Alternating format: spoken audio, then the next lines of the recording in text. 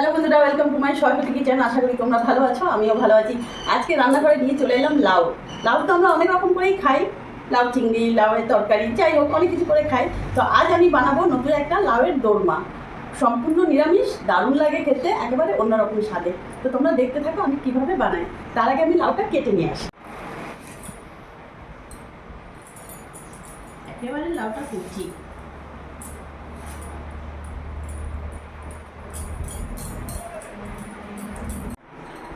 লাউটা ভালো করে কেটে ধুয়ে নিয়ে চলে এসেছি। এবার গ্যাস ধরিয়ে নেব।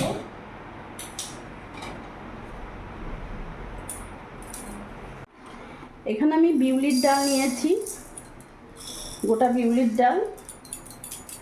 এটা একটু গরম কড়াইতে, শুকনো কড়াইতে একটু হালকা করে ভেজে নেব। যখন দেখবে খুব সুন্দর একটা গন্ধ বেরিয়ে গেছে এই বিউলির ডাল ভাজার, তখন জানবে হয়ে গেছে। দেখতে পাচ্ছ কালারটাও চেঞ্জ হয়ে গেছে।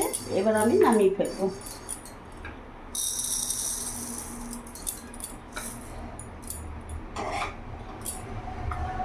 এবার ওই কড়াইতে আমি তেল দিয়ে দেবো, রিফাইন অয়েল।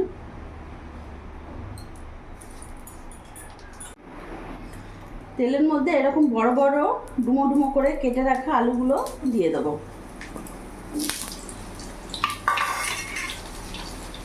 হাফ চামচ লবণ আর সামান্য একটু হলুদ দিয়ে আলুটা নাড়াচাড়া করে আমি ভালো করে ভেজে নেবো, লাল লাল করে। আলুটা এখানে ততক্ষণে ভাজা হোক, আমি এখানে আদা নিয়েছি, আদাটা আমি গ্রেট করে নেব। এইভাবে গ্রেটারের সাহায্যে আদাটা গ্রেট করে নেব, বাটাবাটির কোনো ঝামেলা নেই। আলুটা লাল লাল করে ভেজে নিয়েছি, এবার আমি নামিয়ে ফেলবো।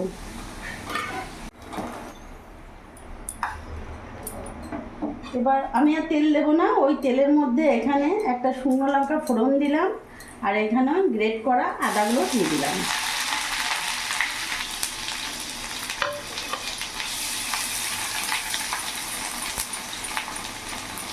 এরই মধ্যে এখন আমি কেটে রাখা লাউগুলো দিয়ে দেবো।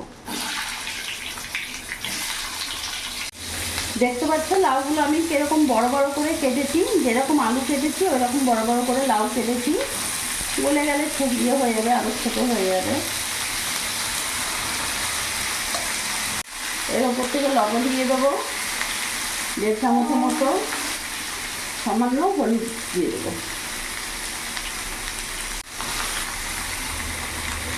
ভালো করে নাড়াচাড়া করে ওপর নিচ করে নেবো।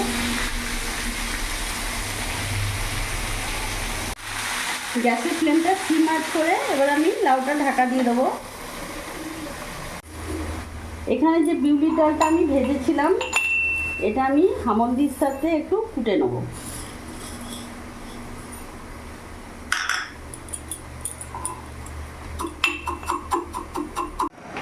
কিছুক্ষণ ধরে ঢাকা দিয়ে রেখেছিলাম। লাউয়ের থেকে কত জল বেরিয়েছে, লাউটা কমেও গেছে। এটির মধ্যে এখন ভেজে রাখা আলুগুলো দিয়ে দেবো।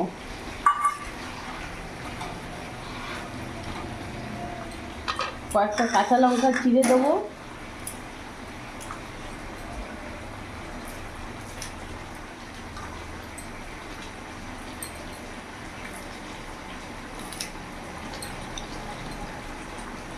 তোমরা যেরকম ঝাল খাবে সেরকম কাঁচা লঙ্কা দেবে, তো সেরকম আমিও দেবো না, কারণ লাউয়ের তরকারি বেশি ঝাল হলে ভালো লাগে না। আমি 3-4টে লঙ্কা দিলাম, আর এখানে আমি জিরে গুঁড়ো দিয়ে দিলাম। এবার আবার ভালো করে নাড়াচাড়া করব।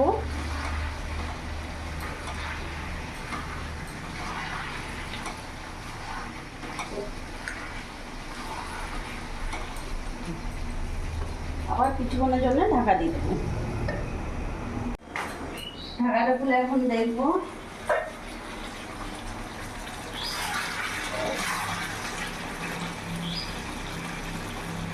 লাউ একেবারে সেদ্ধ হয়ে গেছে, দেখতে পাচ্ছ, আলুও সেদ্ধ হয়ে গেছে।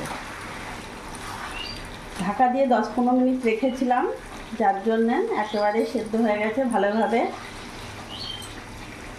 এরই মধ্যে এখন আমি যে হামল দিস্তায় থেতো করে রেখেছিলাম বিউলির ডাল, এটা পুরোটা দিয়ে দেবো।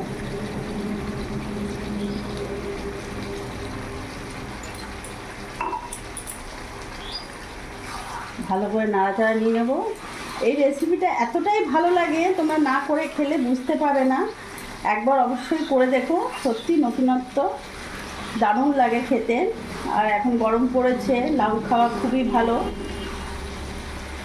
এর মধ্যে এখন আমি সামান্য অল্প চিনি দিয়ে দেবো, স্বাদটা আরও ভালো লাগে, বাড়িয়ে দেয়।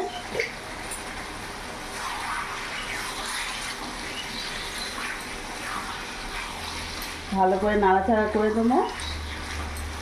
গ্যাসটা এখন অফ করে দেবো। লাউয়ের দোরমা একেবারে রেডি।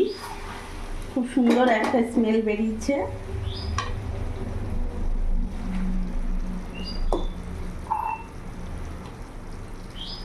কতটা গা মাখো মাখো হয়েছে দেখলে বুঝতে পারছো।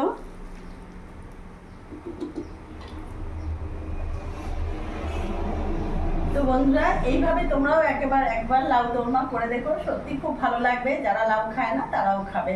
আমার এই ভিডিওটি যদি তোমাদের ভালো লাগে, প্লিজ তোমরা লাইক করো, সাবস্ক্রাইব করো, আমার পাশে সবসময় থেকো, আর তোমরাও ভালো থেকো।